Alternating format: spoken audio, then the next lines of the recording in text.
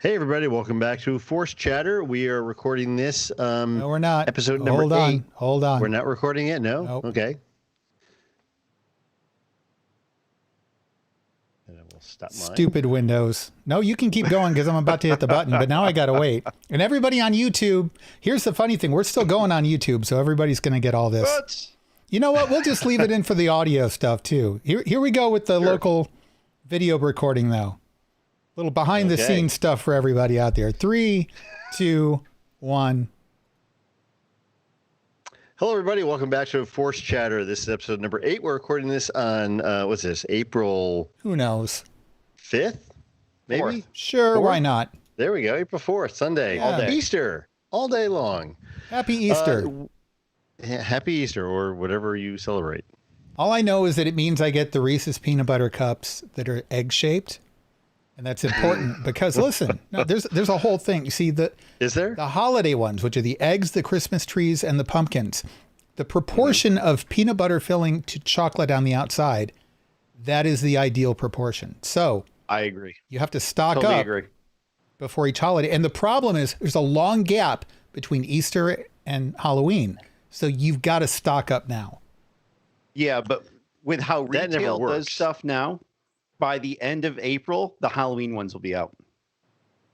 It's not that bad. It's not that. I mean, I wish that were the case, but it's. Yeah. All right. No, I'm going to go stock up now. Plus, they're on sale for like the next, I don't know, 24 hours or so till they run out. They're probably out true. now. I probably missed my window. Happy You're like Easter. buy one, get 8 free or something. I'm okay with Well, that. they try to get rid of the stuff because they don't want to have them hang around until next holiday. No, the problem is peanut butter cups sell so well.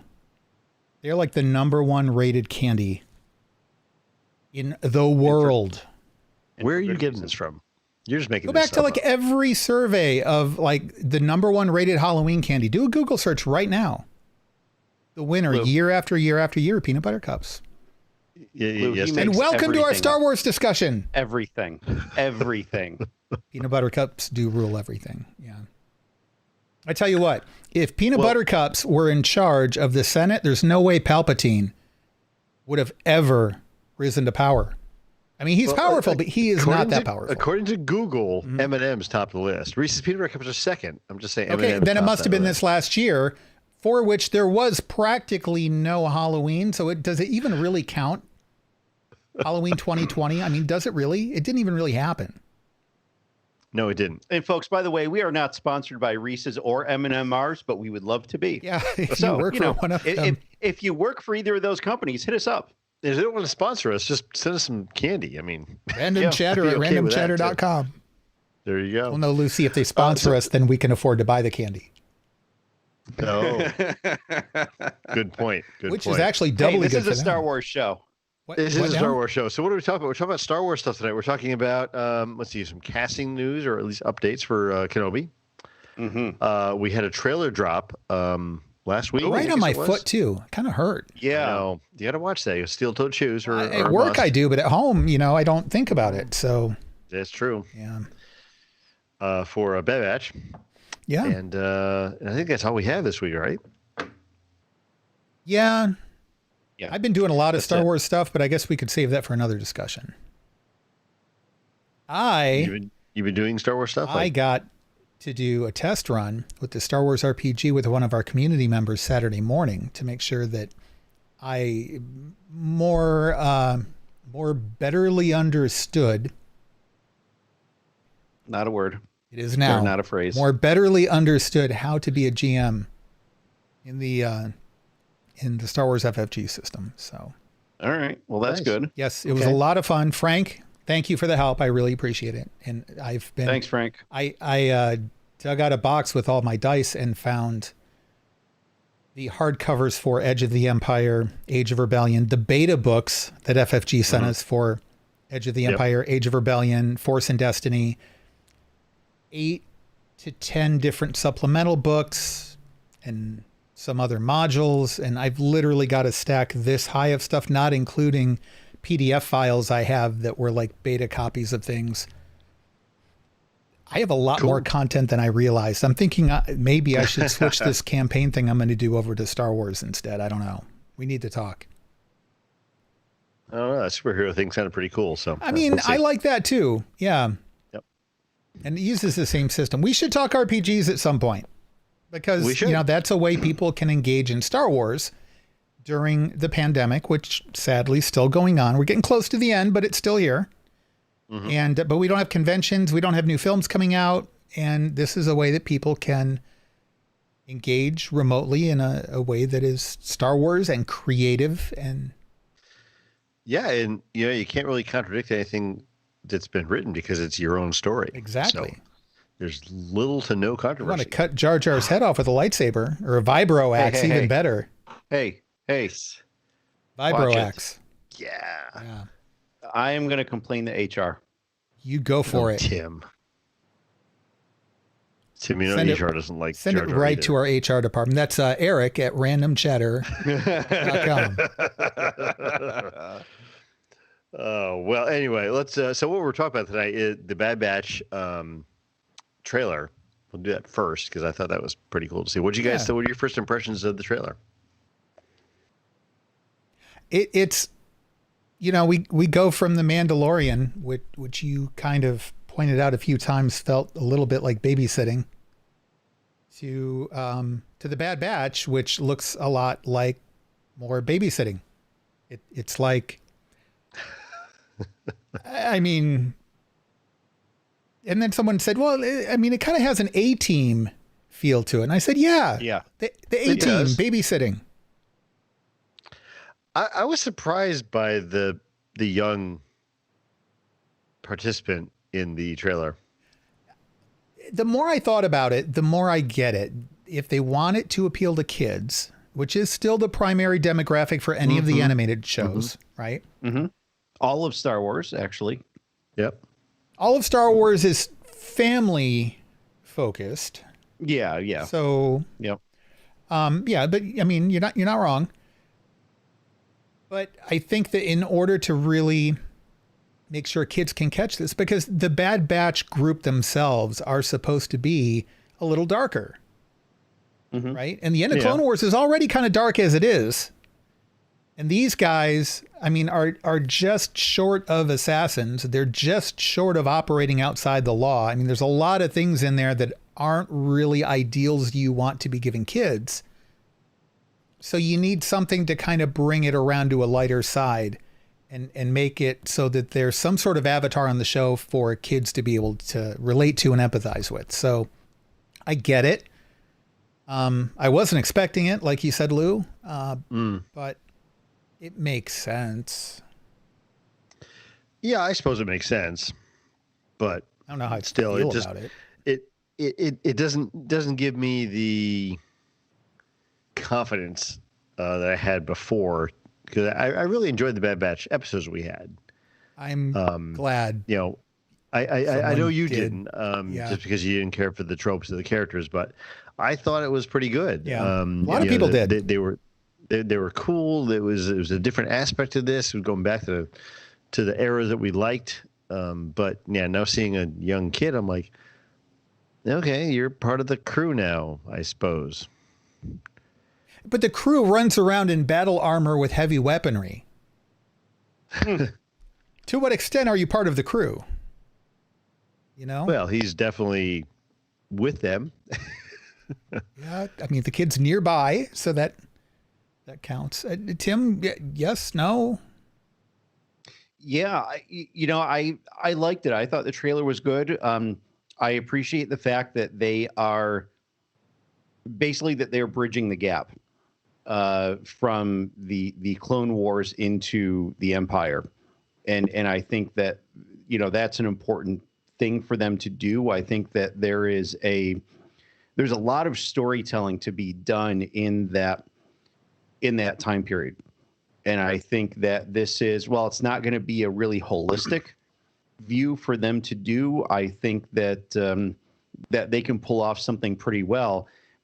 And in a lot of cases, I think it's going to kind of set some of the tone even for Kenobi in a way, because Kenobi is going to cover that same time period of after the Clone Wars. And I think that, again, I'm not expecting any like direct overlap or anything, but I think the Bad Batch is going to be alluding to some things and how some of that transformation occurred in the universe, which we may very well also see in Kenobi and kind of influencing some of the things that are, again, kind of in the greater universe happening in Kenobi as well. So it's a small time period, but it is one that has not been explored very much. Very true. Yeah. Very true. Listen, I've been on record. I'm not a big fan of the Bad Batch, but number one, as we keep saying, not every aspect of Star Wars has to be for everybody. So I want people to like it. I want it to succeed. Might not be my thing, but that's okay. It doesn't have to be my thing. It can be somebody else's thing, and I'm happy for that. I expect it'll get better over time. I expect I'm not going to be into it for the first handful of episodes, and then all of a sudden I'm going to start liking it. Mm-hmm. I don't know. I mean... And that's the way a lot of their animated stuff has been, really. It's not geared towards us as participants in the show. It is geared towards a much younger audience, but it does grow on you as we go through it. So, yeah, I'm happy with that. But now there's a little bit of confusion here, and maybe one of you guys happen to be on the official Star Wars site, because okay, no, there is no confusion. The confusion was mine. I'm confused. Okay. So it is premiering. It's going to be a 70-minute premiere, right? On May the 4th, which is a Tuesday. After that, starting on May the 7th, it's going to be running on Fridays, just like all of the Marvel and Star Wars stuff has been running. So we're actually getting 3 episodes that first week, basically.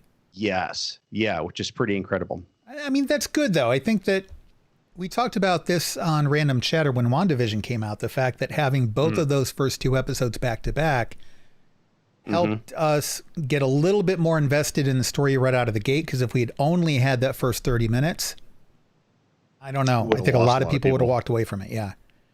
So this will keep it from losing anybody, because they'll have enough time, to build some momentum with the story and the characters, because not everybody's familiar with Bad Batch. A lot of people still haven't watched the end of Clone Wars, or maybe some people haven't watched Clone Wars at all. So I think that's probably smart, but that also front loads a lot of the show. How many episodes do we have? Do we know? Have they announced it? I don't think they have. I don't remember. I'm not sure. The number. So hopefully it's also do have good amount. If they blow half the season in the first week, I guess is what I'm saying, then it's like, even Netflix is going to start releasing.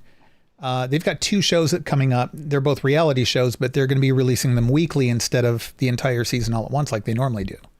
Oh, really? Oh, interesting. Yeah, we should talk about that on Random Chatter, I guess. But I wonder why the change. That's interesting. I can tell you, but you'll have to wait until that show. And what we did see in this trailer, we do have Fennec Shand. Yes. Coming in. Yeah. So this is a younger version of Fennec Shand, also played by Ming-Na Wen, than what we saw in The Mandalorian. And we also have Saw Gerrera coming back as well. So never liked Saw Gerrera. No? No. Not a fan? No. Interesting. And why is this? I don't... Part of it's Forrest Whitaker. To me, I feel like... I mean, he's a phenomenal actor. But there are some actors that easily fall into overacting. And I felt like his portrayal was a little bit overacting. Now, we're not talking like Nicolas Cage, where like everything he wakes up in the morning and automatically he's overacting before he even gets out of bed. We're not talking that level. But Forrest Whitaker's, kind of half and half. Sometimes he's spot on and just incredible. And other times he tries too hard, I think. And I think he tried too hard to make that character unique and memorable. And I applaud him for trying to do that. But I don't know. There was something about it to me that just didn't quite fit. And it might not have even all been him. It could have been, Gareth Edwards making some decisions that I don't know. But and I'm not blaming Forrest Whitaker so much. The character even never cared much for the character. Well, and keep in mind, we did have Saw in the Clone Wars as well. Yeah. Right. And both in that and in this voiced by Andrew Kashino. So you won't have the Forrest Whitaker effect. I didn't care for him before either. Listen. I'm not trying to be down on this. I'm all in, and I hope that this is great. And I have no doubt I'm going to enjoy it. And the thing is, people are happy to see Saw Gerrera come back. So I'm happy for the people that are happy, and no complaints. It's all good. Yeah, I think it's good to get the continuity, though. You know, to bring back something that kind of harkens back to what others that we've seen and liked. So here's the thing about Saw Gerrera. Like him or not, he had a big impact on the rebellion. He's a big character. Yeah. So why not bring him back? It's not like they're bringing back some, street urchin or something. They're bringing back a prominent character, and they have every reason to. I support that. Mm-hmm. Yeah. It's one of those characters that we don't know a lot about. I mean, we know some aspects of it, but there's so much more there. So yeah, I'd be excited to find out the rest of it. Yeah. And it really ties things together, provides us a lot more continuity. Yes, well, we got some of the Bad Batch at the end of Clone Wars.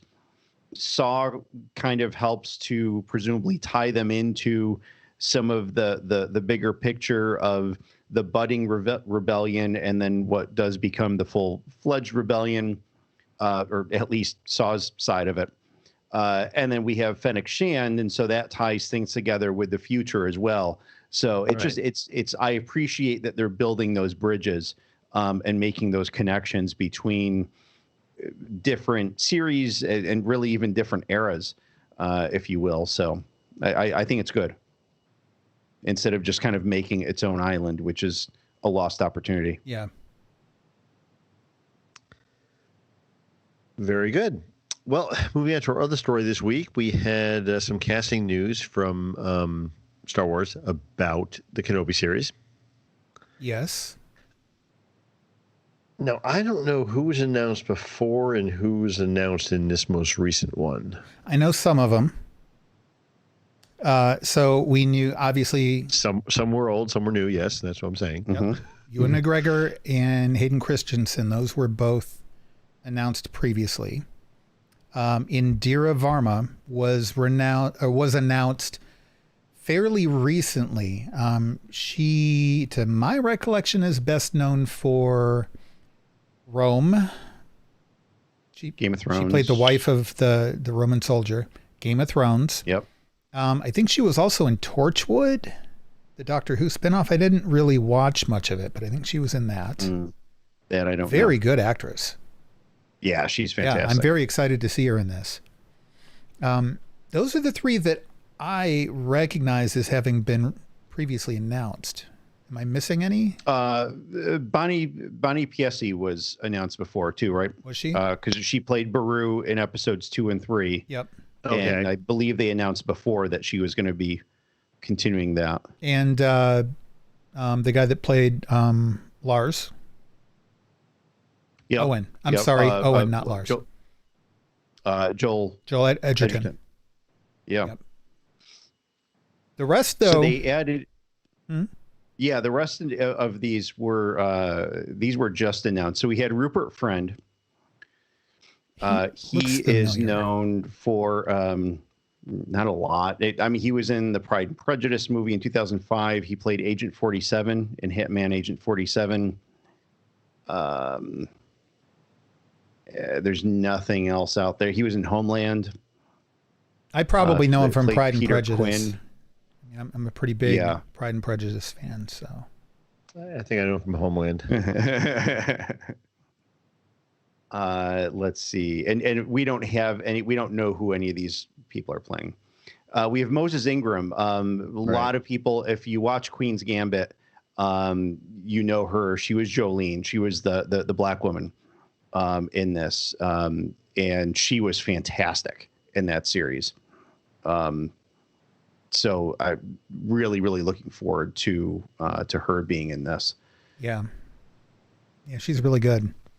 And of course, we all know Kumail Nanjiani. Yes. He's we were talking about this before we started recording, and I'm not used to seeing him in a role like this. I'm used to him being more of a comedian. Mm-hmm. But you guys are saying that he's done some dramatic stuff that you've seen before that I guess I haven't seen. Even as a comedian, he plays a straight man really well. So he can do drama. And then, as you pointed out, Tim, he's in an upcoming Marvel movie. Yes. Yeah. He's in Eternals. And this was the big thing probably, I don't know, maybe 8 months ago or so. He basically broke the internet for a few days because he had posted some picture with his shirt off and the dude was like absolutely ripped. And exercising a little bit. Yeah. And this is a guy who, I mean, like, he's not known for his physicality at all. No, you think you could pick him up and snap him in half. Yeah. Yeah. And so like this guy, he bulked up, like just solid. Yeah. So, so it's interesting. It's cool that, Disney also brings actors and actresses in who they like to work with, and they'll, cast them in some of their different franchises, which I appreciate. We've got O'Shea Jackson Jr. O'Shea is, he's the son of Ice Cube. And he played Ice Cube in Straight Outta Compton. He looks so much like his father. He does. He really does. Yeah. He very, very much does. He was in Godzilla, King of the Monsters. I don't know what the heck else he was in. There's nothing else that I've seen of his, I don't think. He has been acting for too long. Did you see who's in Godzilla, King of the Monsters? Yes. He was one of the military folks, chief warrant officer. We've got Sung Kang. He was in several of the Fast and Furious movies. Yeah, that's where I know him from. I was looking at his face, but he looks so familiar. Yep. Yeah. He was in Bullet to the Head, which was Stallone's movie going back like 10 years ago. But yeah, the Fast movies are what he's largely known for. Yep. And then Symone Kessel, which of course she has to be in it.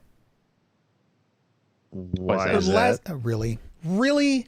It's a Star Wars podcast, guys. Really? Symone what? Oh, okay. I'm sorry. She has to be in it.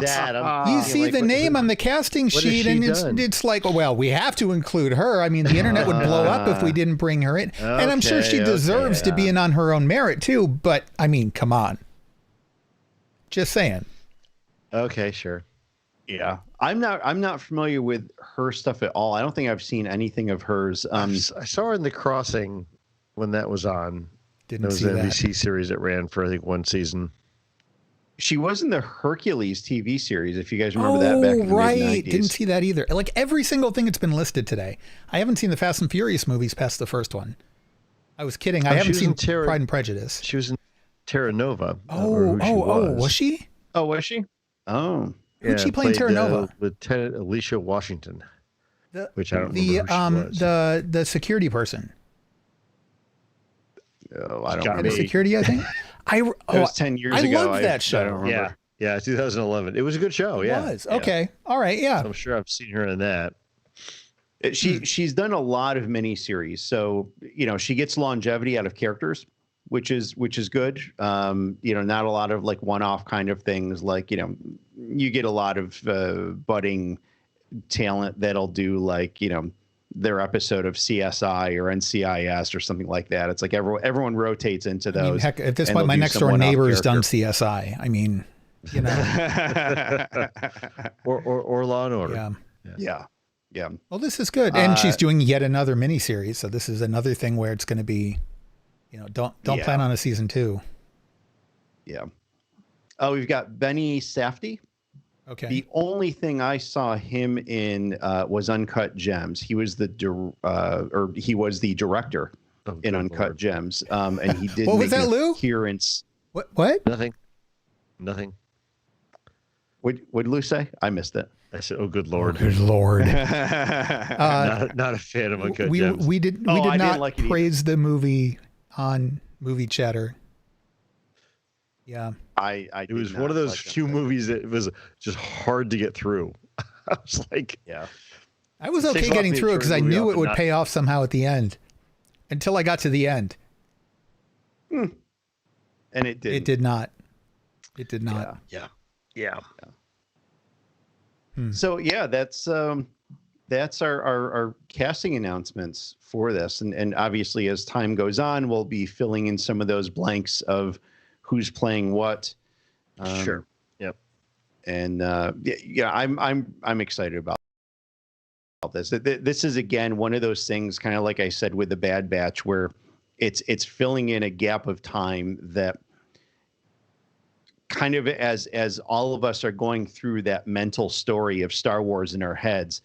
This is the time period where we all just kind of go yada yada yada. Comes a Jedi, like it's this period of time that, like, okay, we know that Luke is there and he's growing up, and we know that Obi-Wan is there watching over him, but we have no idea what the heck is going on in that period of time. But that's literally what's going on. Like, he's not at the age of 8 flying off to Coruscant and having adventures and coming back to the farm. And right. Obi-Wan is doing a lot of sweeping because there's a lot of sand on that planet. There is. Like, there's nothing else going on. Do we really wonder about the day-to-day activities of Obi-Wan during those 18 years? Really? Well, there must be something cool that happened because now we're getting a show. Must be. Eric, have you seen The Mandalorian? Yes. Have you seen WandaVision? Yes. Have you been watching Falcon Winter Soldier? Yes.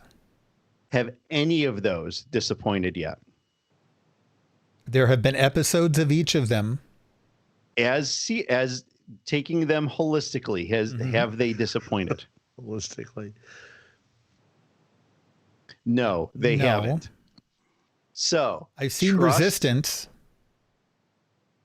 That disappointed. Resistance was not on Disney Plus. The second season, though, also disappointed.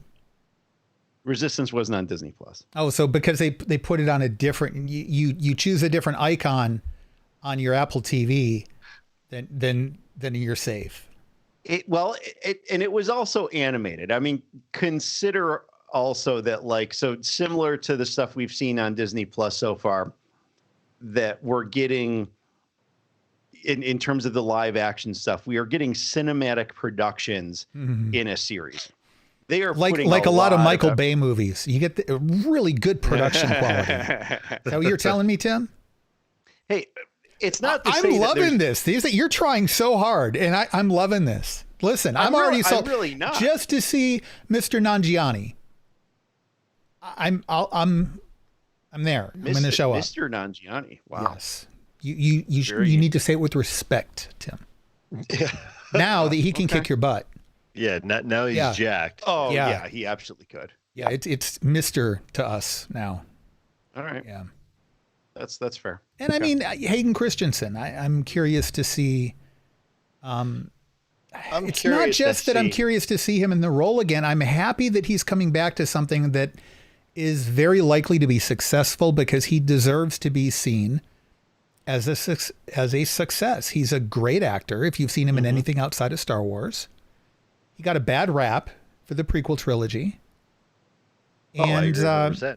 Yep. I mean, his career has never really recovered from that. And I would be excited to see him be seen as a success.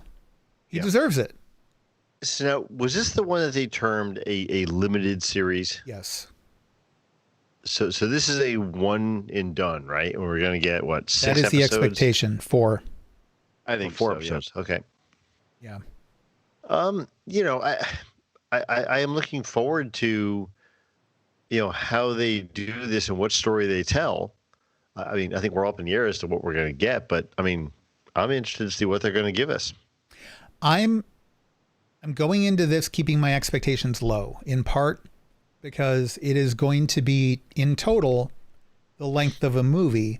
And yet it's going to be split up, and it's like watching a movie. You watch a movie and then like halfway through, you get up to go to the bathroom or get some food, and then you get a phone call and you get distracted, and you come back to it like 2 days later, and you don't have that same momentum in the movie again. And I know that storytelling is structured differently for television too, but it's going to be about the length of a long movie, but it's going to be broken up over 4 weeks. Well, IMDb shows this as 6 episodes. Does it now?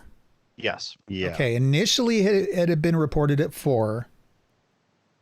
If it's at 6, that's better. Okay. So I'm optimistic there. Is it half-hour length? Is it an hour length? So that's another question. Even it might be 15-minute length. But, well, yeah. You know, if it's 6 half hours, though, we're still at about. Sure. I mean, but one thing of a limited series or a mini series versus a television show is the storytelling and timing are different. It is. Yeah. That's true. You know, and if they've got one, kind of succinct story to tell, and that's what they're going to give us, I think they're going to have all their ducks in a row. You're not going to have any filler. You're going to have just all story. Yeah. Except it's Tatooine and there's nothing going on. So, when you say story. Yeah, but do we think the whole thing's going to happen on Tatooine? For audio listeners. I mean, I think there's going to be some off-world stuff. And they're also obviously going to have things going on. I mean, they have to. I mean, yeah. The chat room. I mean, we're bringing in Hayden Christensen to reprise his role here, but, flashbacks, Yeah. I mean, I don't think we're going to see anything between him and Kenobi current timeline for this story. No. Yeah. Do we do something for him off-world that's related to this somehow? I don't know. Maybe. I mean, there may very well be something with, doing little vignettes of Vader hunting down other Jedi or something, and somehow Kenobi gets in this involved timeline, in this, and they never actually encounter each other. But I don't know. I mean, in this timeline, Vader can't know where Kenobi is, right? Because if he did, that kind of breaks it, everything. Right?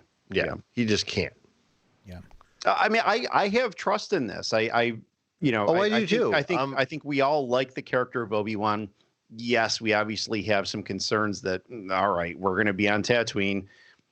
Probably not a whole lot going on there. I mean, yeah, you've got Jabba, but is he really just going to be, is it going to be 6 episodes of him picking a fight with Jabba? Yeah, because if Obi-Wan's harassing Jabba, then Jabba's going to harass Obi-Wan back, and then he's no longer a hermit living in seclusion, not bringing attention to himself. That's part of the problem. He's there undercover. He's not there as the resident Jedi. Yeah. So there's that whole thing too. The chat room, Mediocre Modeler said, have you seen the Kenobi novel? It was really good. Fetmatic said, awesome book. That's I liked it. One of the few novels in my life where I've started and then I've given up and gone on to other things. Yeah. It wasn't bad. It was just boring, which I guess is bad. I don't know. What? And I'm intrigued by that because I enjoyed the novel. Yeah. I only got through about a third of it, so maybe all the good stuff happened later on. If it didn't hook you, it didn't hook you. I mean, I get that. I tried. It wasn't hugely action-packed, but it had from what I recall, and it's been a while since I read it, it had a solid story with it. It was definitely something of Obi-Wan trying to kind of live the secluded life and not really get involved in a lot of stuff, but his morality kind of compelled him to, help out a small local settlement with some issues they were having and that kind of stuff. So I think that that's going to be a big thing behind this series is going to be his morality of how much can he truly just sit there and wait and, take out the macro binoculars and be watching Luke learn how to fix, because that's a little machines. Creepy. It Staring is. at a kid for 18 years creepy. through binoculars. That's it not it going harkens back to the with the episodes of Family Guy. Right. Yes, very much so. But but I don't think it's that. I mean, this is not about him watching Luke. This is about him and what else he's doing. I mean, dude's got to have a lot of guilt, right? I mean, his apprentice basically destroyed the universe with the help of his boss. I mean, he helped train the guy that took out most of the Jedi.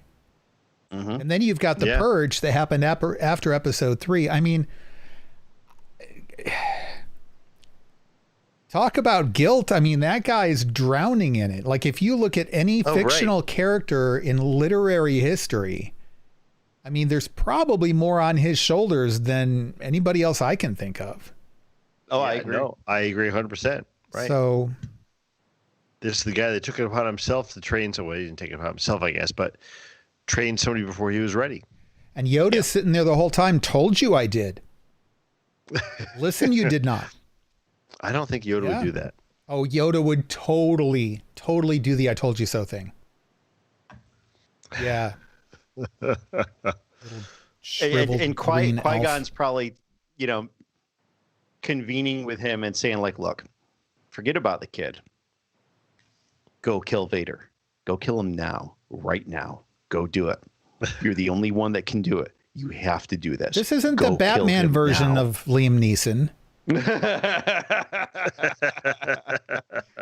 Ra's al Ghul sitting there telling him, just go kill Vader in his sleep or something. Yep, totally is.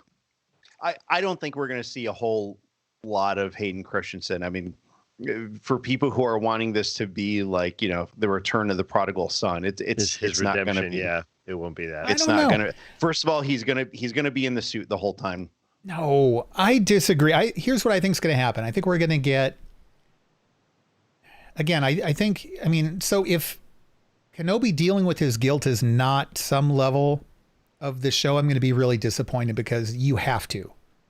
Oh, yeah, I'm sure it will. So if you do that, there has to be him reflecting back on the past. And the best way to do that isn't through exposition. It's going to be through flashbacks. And so I expect we're going to have several, probably very brief, but several flashbacks back to the Clone Wars, back to Kenobi and Anakin at their peak and the friendship that they had. And then Kenobi sitting there after the facts, trying to figure out, like, how did this go so wrong? Where did I mess up? So I don't think a lot of de-aging. Yeah, I don't think we're going to get Hayden Christensen in the suit at all.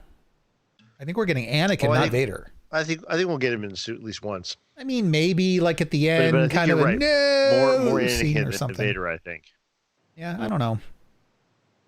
I think the main use of him is going to be as Anakin through flashbacks where Kenobi is trying to kind of reflect back and say, why didn't I see this coming? Should I have seen it coming? Were there signs? Right. Did I not catch it? Yeah. Well, we shall see. We shall see. They just hadn't trained that little brat in the first place. Galaxy would be like just perfectly fine. Boba Fett would have risen to power later on, taken over, and everything would have been just perfect.